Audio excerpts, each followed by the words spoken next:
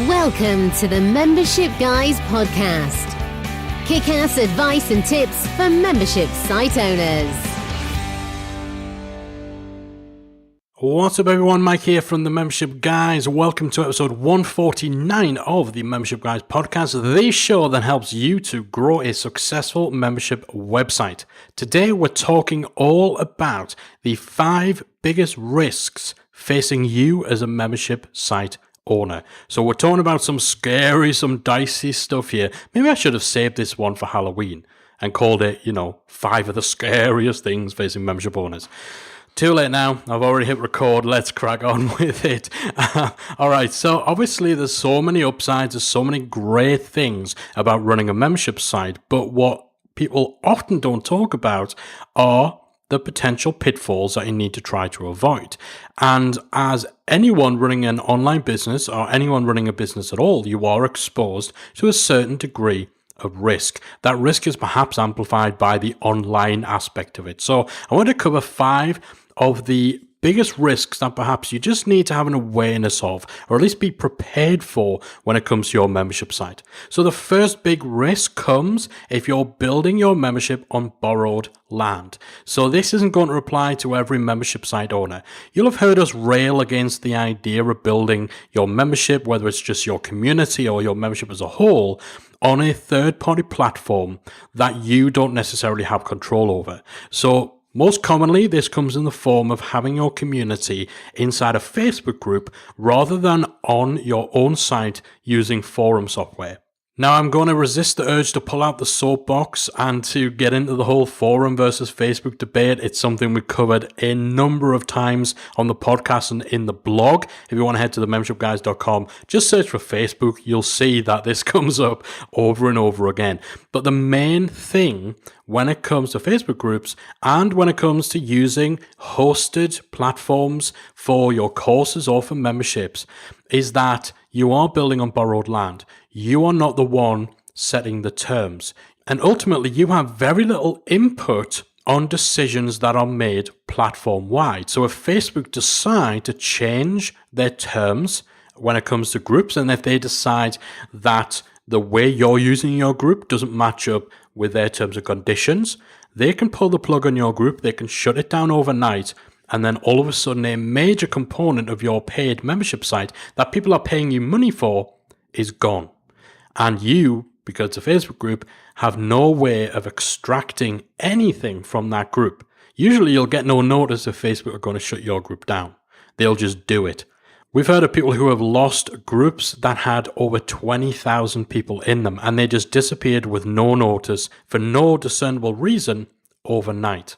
And even if there was a notice period, there's no way of exporting your members list or your content or anything like that out of your Facebook group so that you can attempt to rebuild it.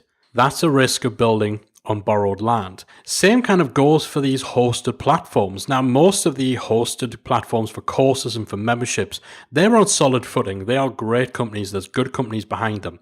But there's also some slightly less stable ones out there who perhaps have great marketing and great referral programs and affiliate programs, but actually what's happening on behind the scenes maybe isn't so good. Now if those guys decide to pivot, if they decide to close the company down and totally change direction, again, you don't have any say in that. You don't have any control in that. And even when it's a legit company, there's still a bit of risk. Copyblogger, the guys behind Rainmaker, even just a year or two ago now, they decided that they weren't going to continue on with the Rainmaker platform in the form that it was in. Now, Rainmaker was a fairly popular choice as a hosted platform for membership sites. It had membership functionality. And because it was promoted and built and run by the guys at Copyblogger who have a good reputation within the online business world, and so they were trusted by a lot of people, then nobody had any reason to kind of think, maybe this isn't a good bet long term. But the truth is it's borrowed land. And so when that particular iteration of the Rainmaker platform no longer met the business objectives of the company running it, then of course the most responsible thing the company could do for themselves was to change direction. But what that meant is that people who'd built their membership on Rainmaker, suddenly the game has changed for them and they've had no say over it. So there's definitely a large degree of risk if you're building any element of your membership on borrowed land in an ecosystem, on a platform or an environment where you don't set the rules, you don't control anything, you don't have any say in the future of that platform. So if you are using that kind of thing, if you do have a Facebook group for your membership and this, that, and the other, that's not to say that everything's just going to implode tomorrow and you need to panic, but you just need to be aware that in choosing to use one of these platforms and in taking advantage of the ease of which you can set things up using these platforms, or with Facebook groups, the fact that, the typical argument is, well, my audience are already there, they want a Facebook group. It's all well and good. You just need to understand and accept that in making the decision to go with these platforms, you are taking on a greater degree of risk than if you were self-hosting everything. So there is a trade-off. So that's one of the biggest risks facing membership owners. The second is obviously security, hacking. The potential that your website could get hacked, and the result could be anything from your website being defaced with offensive messaging, completely broken. It could have malicious scripts installed that actually downloads dodgy software or does dodgy stuff to your visitors. It could actually be a theft of data, so all of your members' information and all that sort of stuff being stolen. Security and the risk of hacking is obviously something that every person who is running any sort of online business is exposed to. With a membership site, you obviously do have a greater degree of data that's going to be stored in your site. So member names, member email addresses, and stuff like that. The e-commerce aspect of your site and the fact that you actually take payments makes you a more attractive prospect, a more attractive target than a website that maybe just has 5 pages about a company and a portfolio of work. Because someone's going to be more likely to want to target your site because there's the chance that if they successfully compromise it, then they can in some way actually profit monetarily from it. And as your membership grows, chances are your team will grow as well. So you may end up with more than just one person who has admin or even moderator access to your site. And the more people who have that kind of access to your site, the more potential points of weakness that you have. Everyone who has that sort of administrative access to your WordPress site, to your hosting account, anything that is basically would put someone in a position to be able to seriously mess up your site, delete your content, delete your users, deface anything on your site. Anyone who has access to be able to do that is a point of weakness, because obviously you're relying on their passwords being secure. You're relying on them not having their password written down on a post-it note and accidentally leaving it in a public place or something like that. So security, hacking, all that sort of stuff is a definite risk for anyone with a website, but potentially that risk is elevated a little bit more with memberships, even if not just for the fact that it maybe makes you more of a target, but just the impact that would come from somebody hacking your site compared to, again, if you had a 5-page brochure site with a portfolio of work. Somebody defaces that, then yes, it's going to be a pain building it back up, but it's really just you who's affected. Somebody messes with your membership site, that's your business, that's your money, and that's your members as well. Another factor in all of this is the fact that most memberships that we come across, and in fact, there's quite a lot of memberships out there on the market by comparison, they are using WordPress. They're not just using WordPress, they are using WordPress with probably more plugins than the average WordPress site would use. Again, every plugin is a potential point of weakness, and because WordPress is the most popular and most used content management system, it's a bigger target than other software. So you need to stay diligent. So good security practices, always making sure that you keep WordPress up to date, that you keep your plugins up to date, that you keep your plugins to a minimum so you don't have anything installed unless it's absolutely necessary, and that you make sure your plugins are from reputable, legit sources. So don't fall into the temptation of buying a premium plugin from a dodgy marketplace just because they're selling it for a couple of bucks as opposed to $100 a year. Make sure you're getting from legit places. Before you download any plugin from the WordPress repository, make sure you read the support notes and the little community. You have essentially a message board from people who have used or had problems with the plugin. Usually they'll flag up any concerns. Just practice good, safe, sensible website disciplines on that front. Use security plugins like Securi is possibly one of the best security plugins that there is. Speak to your hosting company about whether they have a firewall or other security functionality on your server. Consider using an external firewall like Securi Firewall, and make sure that you actually speak to them to make sure it's getting configured properly in order to make your site and your online environment as watertight as possible. Be sensible with passwords. Don't use easy to guess passwords. Don't set your username in WordPress to admin. Don't share your passwords with anyone who shouldn't have them. This is all just good sense, and it'll help you avoid the risk of getting hacked, because it is, without question, one of the biggest risks facing membership site owners. So number 2, security and hacking. Number 3, in terms of membership risks, is somebody stealing your idea, somebody basically ripping you off. Honestly, there's always a chance that this is going to happen when you're in the online space, when your work, your content, your brand is all out there on the web for anyone to see. And actually, you don't necessarily have a great deal of control over who sees your content, over who joins your membership, unless you have your membership locked down and you have an application process. So there's always the chance that someone will see what you're doing, and sometimes even innocently, sometimes they don't even realize that it's wrong. They kind of think, oh, I could do something similar. And so they go away and they basically imitate you. In some cases, more nefarious people, they point blank rip you off. They steal your idea. Now, honestly, this gets a little bit tricky because so much is down to interpretation. It's perfectly possible for two people to completely independently come up with similar concepts or come up with similar styles or phraseology and all of that sort of stuff.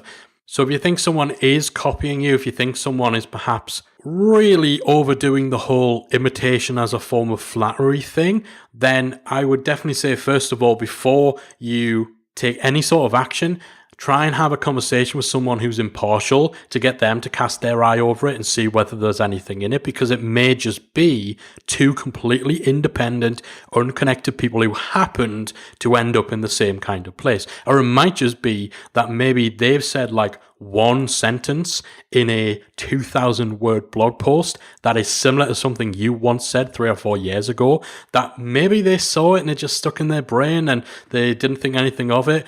Or, maybe it's just that there's only so many ways of communicating certain concepts. So definitely have a conversation with someone impartial to actually assess whether this is a case of someone flat out stealing your idea. Now, I would say if you see somebody stealing your idea, copying your content or anything like that, it's important that you jump right on it, that you take action. Don't just let this fly. But by the same token, don't get hostile, don't get accusatory right away. Reach out to the offending party, let them know that you've been made aware of what they're doing, that it shares similarities or that it is a like-for-like copy. Make sure that you are thorough in obviously providing links to what they've done, links to what you've done, and put in dates as well for when you publish the original works. Tools like Copyscape are very useful for this. They give you reports on similarities between pieces of content. They can back up your case if you are contacting someone to make them aware that this is an issue. Request that they take it down and let them know that if you don't hear from them, then you'll move forward with other avenues to ensure that this is taken down or anything like that. Before you get real hostile, real confrontational, have that initial email, that initial reach out. Don't get threatening. Don't start calling them names and all that sort of stuff. Again, they may not realize they're doing anything wrong, or they may think that it's the sort of thing that if they're small enough, they'll fly under the radar or whatever. Start off with positive intentions. Start off with that mindset that, okay, chances are they're not doing it nefariously. And even if they are, just making them aware that I know what they're doing and that it will not stand. That'll be enough. Take that mindset first. If then nothing changes, if they continue stealing your ideas, copying what you're doing, then that's where you possibly move forward and you look into potential legal action. Or you, at the very least, let them know that that's a direction that you're going in.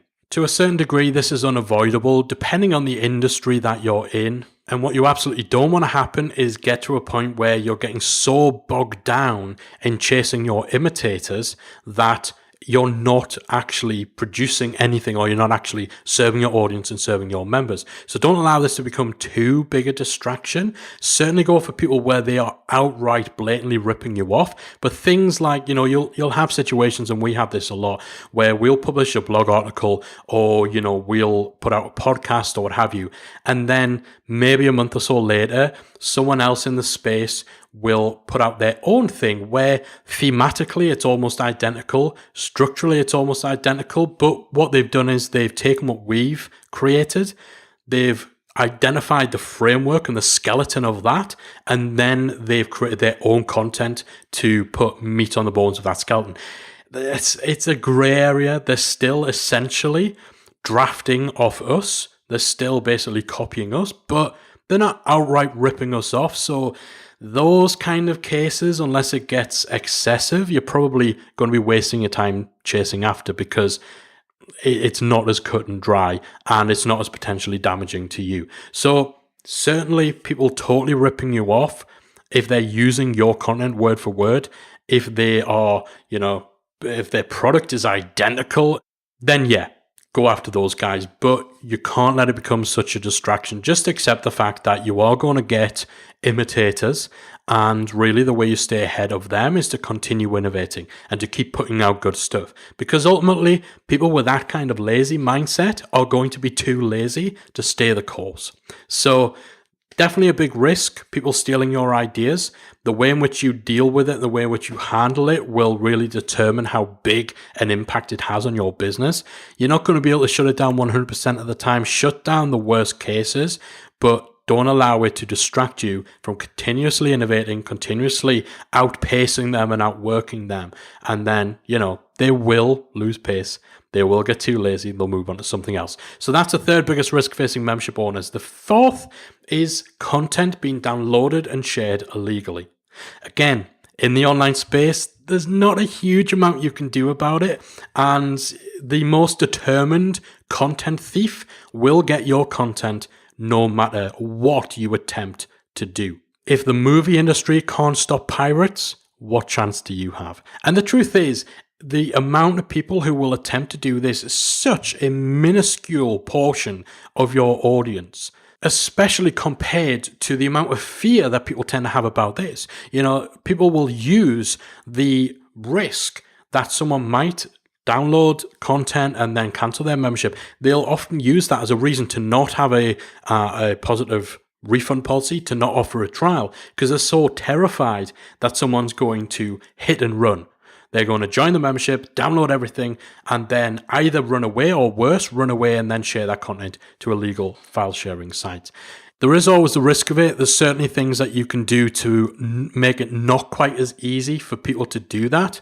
So, if you've got video content, don't make your videos downloadable on the site. They don't really need to be. Maybe choose to drip feed your content, so you release your content one lesson or 1 month at a time. So again, it's just that little bit harder for people to just come in, steal everything, and then run off. If you've got PDFs and stuff like that, it's also worth making sure you've got your logo, your web address, a clickable link back to the site. So, even if that stuff does get out there into the wild, your brand's out there, the URL's out there.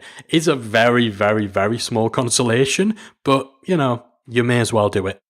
My biggest advice with this is to not overcompensate and not overdo it with the preventative measures on your site, to the point where you actually make it a more painful experience for your good paying members who have no intention of ripping you off. Don't punish your good members because you're scared of the risk of that tiny, tiny little portion, or that tiny little chance that someone will actually come in and download and then share stuff.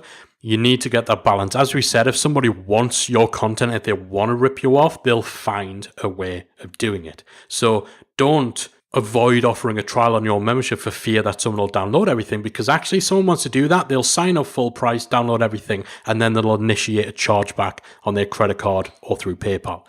They'll find a way of doing it. If you have all sorts of protections on your videos, you're not going to be able to stop someone simply loading up something like Camtasia or ScreenFlow, hitting record, and then literally just recording the video as it's playing on the screen.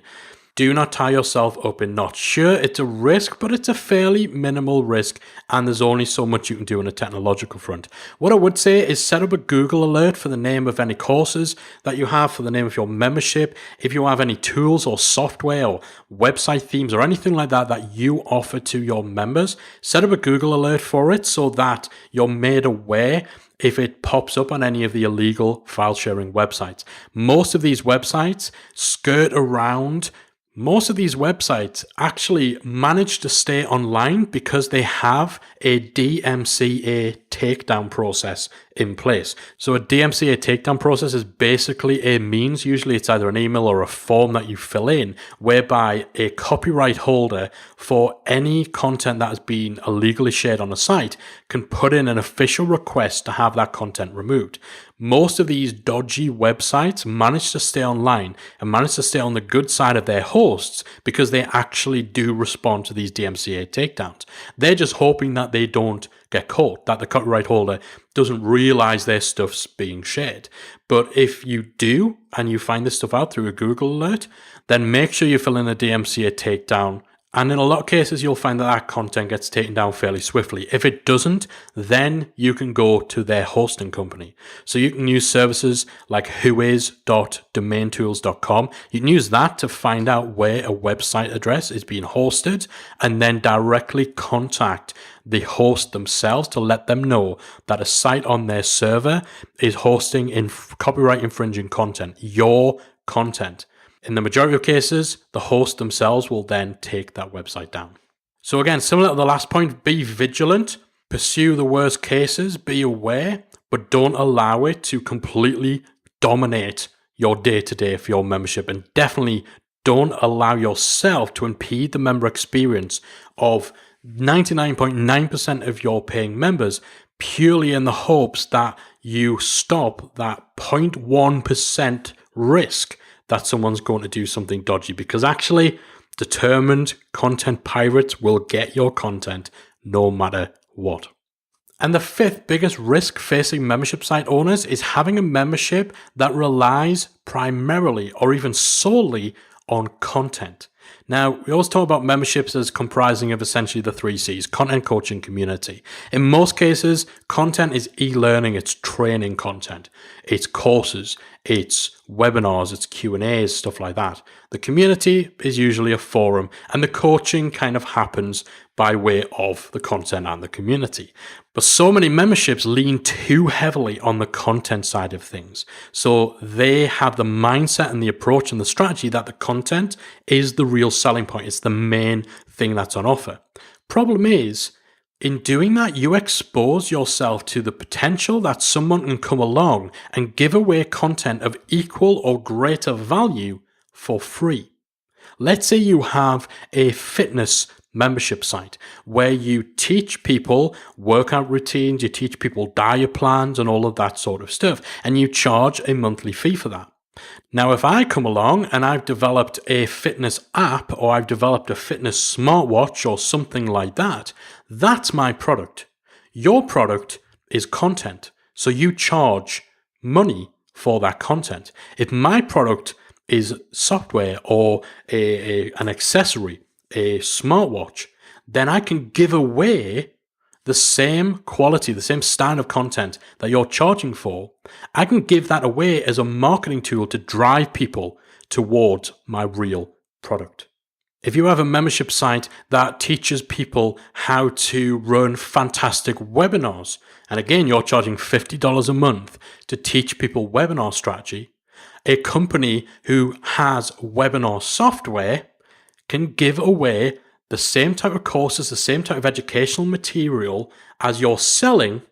They can give that away because it supplements and it feeds people into their actual product, the paid software.